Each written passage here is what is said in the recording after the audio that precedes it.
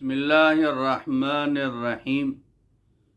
जुमे के दिन दुरूद शरीफ पढ़ने की बहुत बड़ी फजीलत है। हदीस पाक में है कि तुम्हारे दिनों में से सबसे अफजल दिन वो जुमे का दिन है। जुमे के दिन कसरत से दुरूद पढ़ा करो, इसलिए कि तुम्हारा दुरूद मुझे पहुंचाया जाएगा। दूसरी हदीस में है कि जुमे के दिन, जुमे की रात जो कसरत से दुरूद पढ़ा करेगा, कल क़यामत के दिन मैं उसकी सिफारिश करूँगा।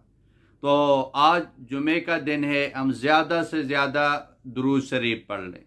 कम अज़ कम 313 मरतबा कोई भी दुरूद शरीफ पढ़ लें, इसकी बहुत फजीलत है। एक मरतबा दुरूद शरीफ पढ़ेंगे 10 रहमतें हमारे ऊपर नाजिल होती हैं।